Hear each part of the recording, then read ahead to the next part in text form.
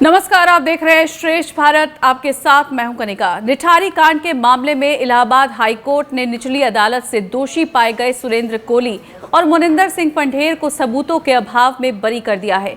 High court ने अपने आदेश में साफ लिखा है कि जांच एजेंसियां दोनों के खिलाफ पुख्ता सबूत नहीं जुटा पाए हैं, लिहाजा दोनों को बरी किया जाता है।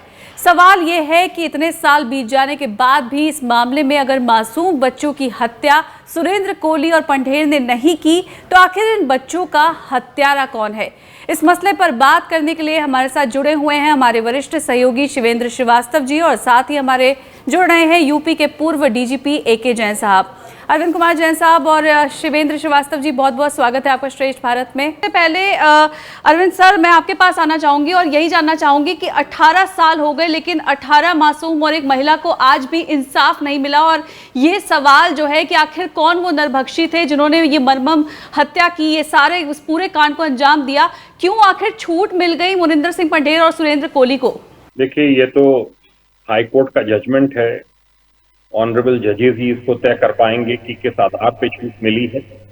मेरा ये मानना है, निठारी गांव के जितने भी पीड़ित हैं और जो भी उस समय के पुलिस अधिकारी थे, एसएसपी नोएडा थे तत्कालीन, ज्वाइंट डायरेक्टर सीबीआई थे अरुण कुमार, जो कि यूपी काडर के हैं, उन सबका यही मानना है। जिस किसी से मेरी बात होती है कि यही है सुरेंद्र कोली, जो कि असली गुनहगार है। ठीक है, पंढेर को इस बात पे एक लाभ दिया जा सकता है कि जब जब घटनाएं हुई वो इस घर में नहीं था, वो कभी ऑस्ट्रेलिया था, कभी पंजाब था।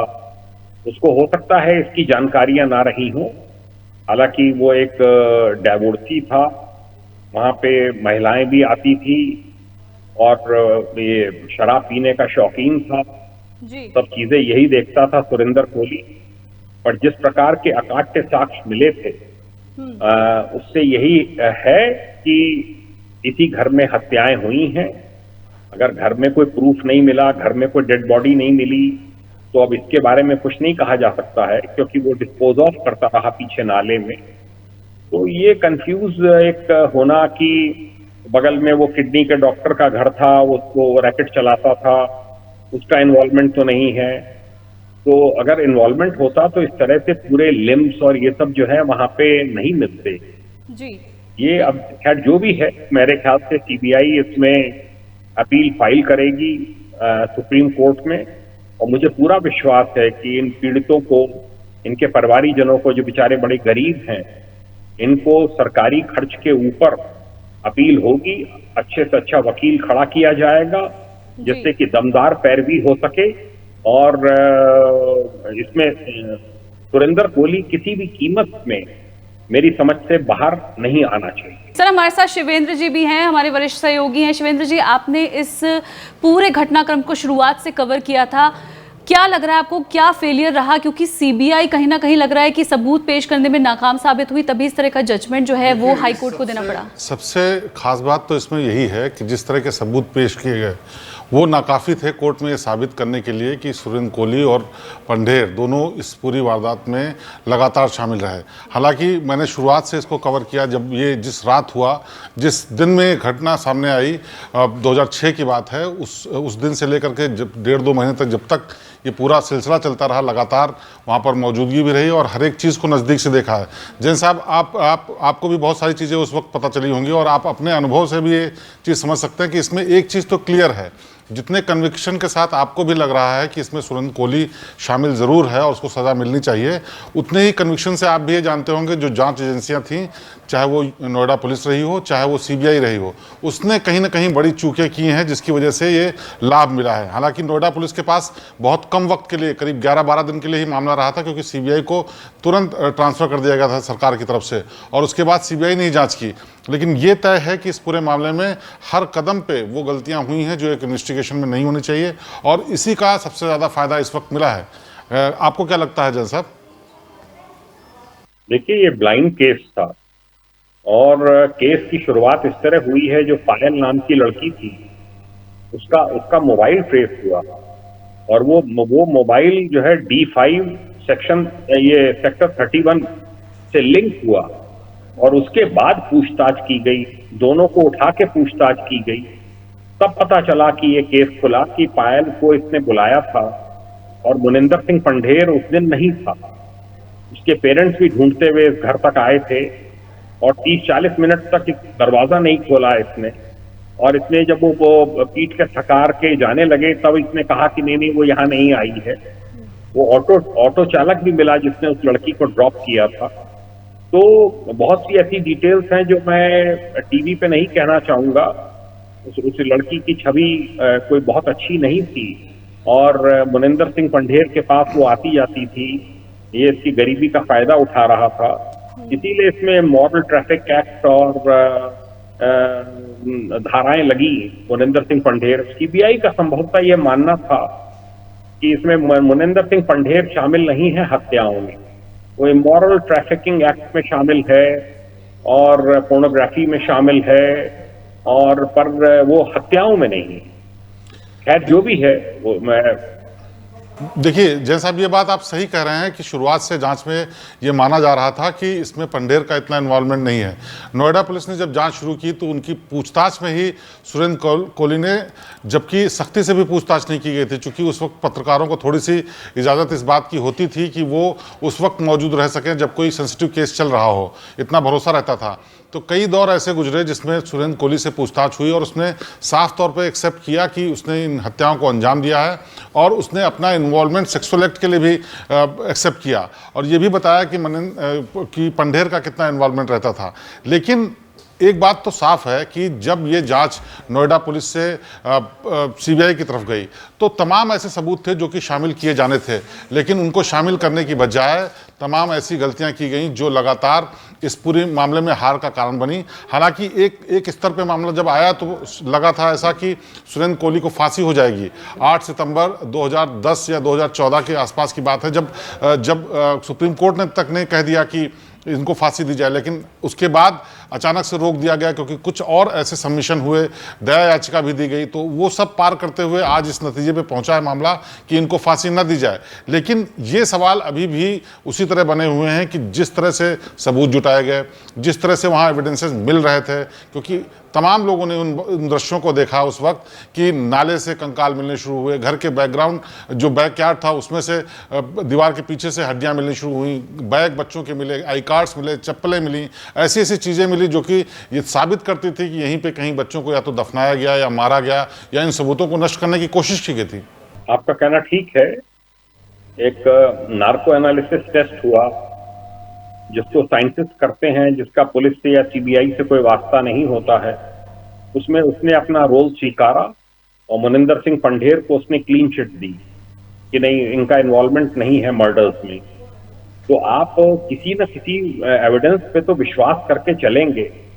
आपको ये लग रहा है कि पुलिस ने फोर्सिबली अंडर टॉर्चर उससे कन्फेशंस करा लिए, तो जब नार्को एनालिसिस टेस्ट हो रहा है तो पुलिस वहां पे नहीं थी, तो वहां पे साइंटिस्ट रहते हैं और फॉरेंसिक टीम रहती है। उन्होंने उसका कन्फेशन रिकॉर्ड किया है और जो भी संभव एविडेंस ऐसे में होते हैं ब्लाइंड केस में वो जुटाए गए हैं। ये कहना कि वहां से कोई नरकंकाल नहीं मिला, तो वो इतना शासित तो है ही कि वो काट काट के पीसेस को बाहर फेंक रहा था पीछे नाले में। ये बात जरूर हो सकती है कि नोएडा पुलिस ने मुकदमे दर्ज करने में थोड़ी देरी करी, या पहले से बच्चे गायब हो रहे थे। वहां के लोकल एमएलए हैं नवाब सिंह नागर, उन्होंने भी चीफ मिनिस्टर को लिखा था कि यहाँ से निठारी से शिकायत आ रही है कि बच्चे गायब हो रहे हैं।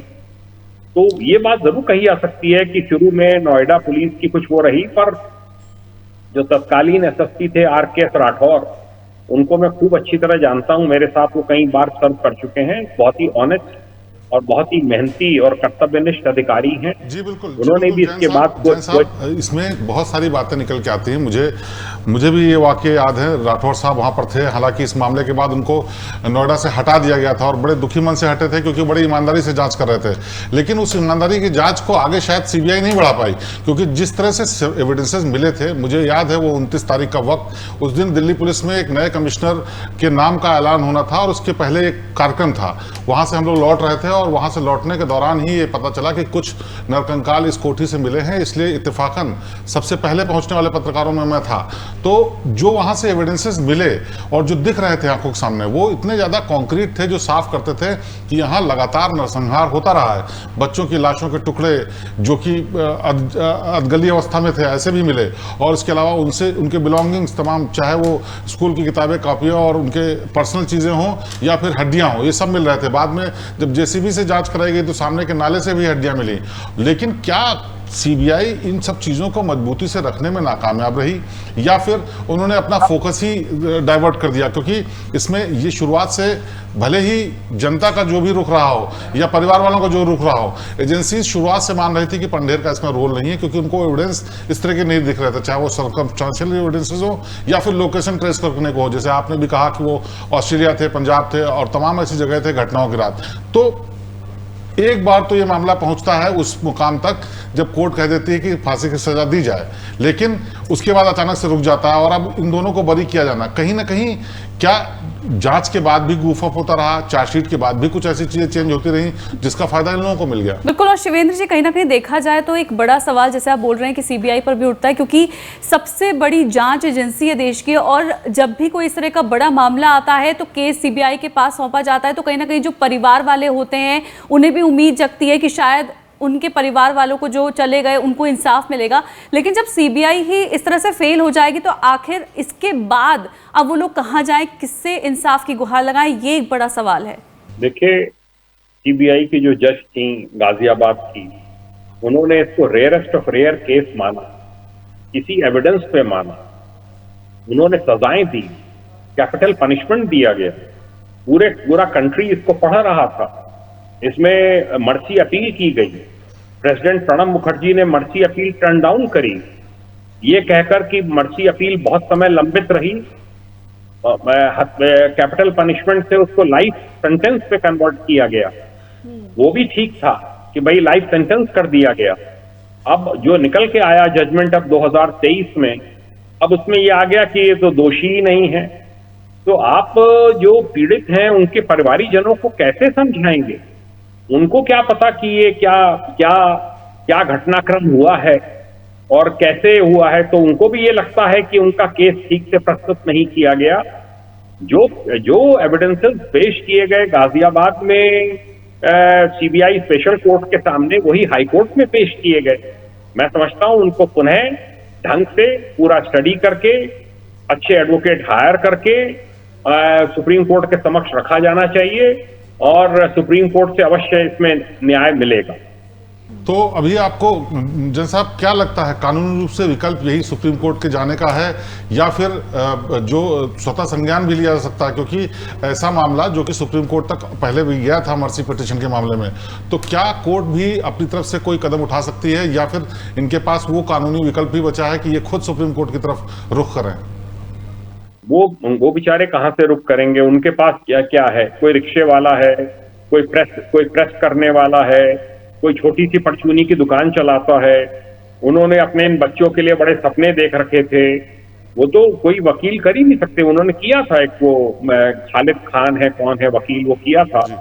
वो नहीं कर पाएंगे। ये तो सुप्रीम कोर्ट लेवल पे कोई अच्छा एडवोकेट हायर करना होगा, सारी एविडेंसेस को समझे, उनको क्रमवार प्रस्तुत करें, और मुझे पूरा विश्वास है इंडिया के जुडिशियल सिस्टम पर कि अवश्य ही इसमें सजा मिलेगी।